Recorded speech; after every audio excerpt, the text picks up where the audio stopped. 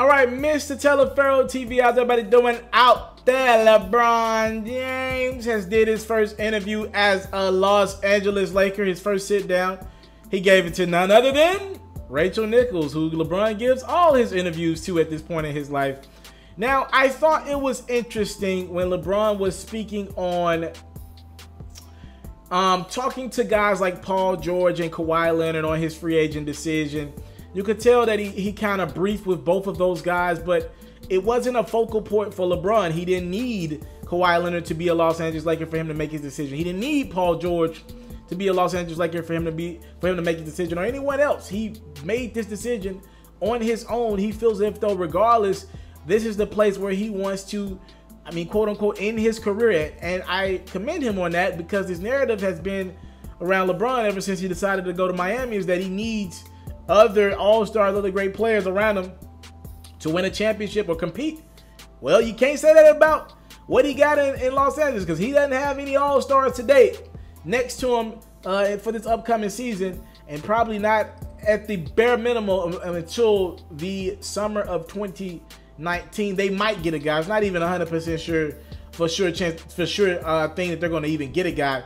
Now, when asked about Kawhi Leonard, right, making this decision, did you need a Kawhi Leonard to be a Laker with you? LeBron said straight up and down, I love the guys we have on the roster right now. He stood up for the Rajon Rondos of the world.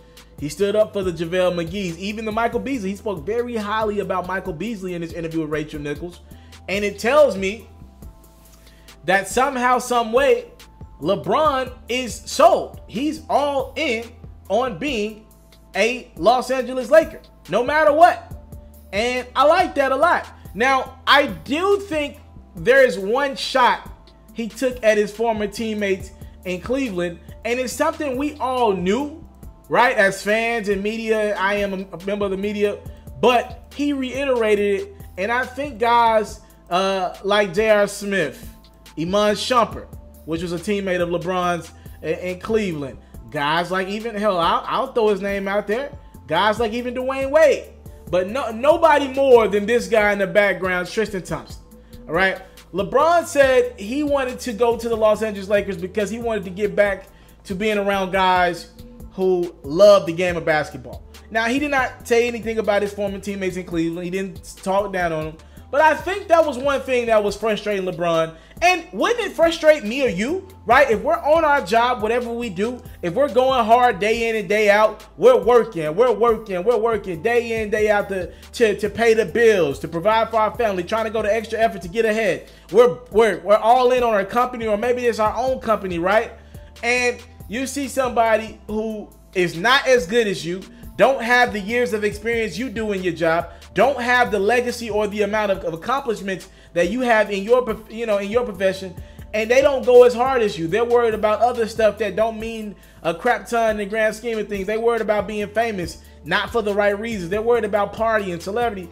And I think what happened more than anything else in Cleveland was that LeBron was looking at the guys that he was going to war with, and he's like, yo, I'm in year 15. I'm still giving my body everything. You're not.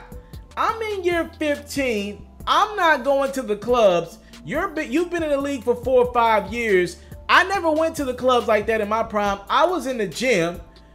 I was getting better. You're out in the clubs. You don't know if your next contract is going to come or not. And no one on that Cleveland Cavaliers team outside of Kevin Love knew if they were going, on that last year's team, knew for sure if they were going to get another contract in the NBA. None of them. And the fact that LeBron had to look up and not only be the best, right? That's one thing for him to be the best. That's expected. He's King James. We get that. But to be the hardest worker, to be the only guy night in, night out showing up, to me, that's ridiculous. Like, I don't expect guys to have the talent that LeBron has, but guys like, it seems like guys like Tristan Thompson stop working on their game.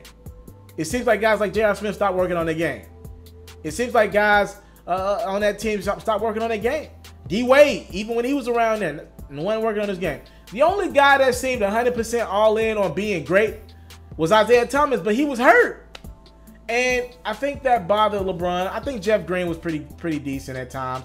Cal Korver was another one. The two hardest working guys on that Cavalier team shouldn't be LeBron James and Cal Korver, the two most accomplished guys on that team. It shouldn't just be like other guys should be wanting. Like, there was no reason why Cal Korver had to start as shooting guard for that team at times. That's ridiculous.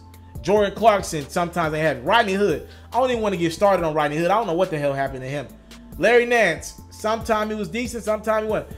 I'm just saying, I think that got to LeBron. And one thing he did say in that interview with Rachel Nichols was he's happy to be around guys who love the game. Now, I'm guessing he's not 100% talking about Lonzo, but I agree with LeBron. These other guys, a couple of the young guys, Kyle Kuzma loves the game. You seen that all last year. Brandon Ingram loves the game, right? Though I think his personality can get better. That dude loves to hoop. You got Rondo loves the game. McGee loves the game. Say what you want about Lance Stevenson.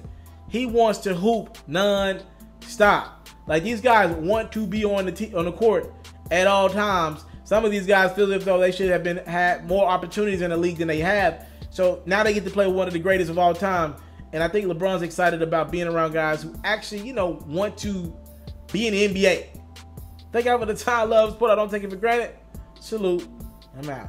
Hey, yo, if you're looking for more ways to get to know the guy that's behind the microphone of some of your favorite news stories and in front of the camera of some of your favorite interviews, I need you to do me a favor real quick. Follow me on Twitch at It's Mr. Taliaferro. We're going to be playing 2K, playing a little bit of Madden, and we're also going to be listening to music. Imagine somebody combining playing 2K with your homeboys and being a live radio station at the same time. We're doing all that and more. Follow me on Twitch at It's Mr. Taliaferro. Giveaways coming as well. You got to follow me there, and we're going to turn this bad boy up. Let's go.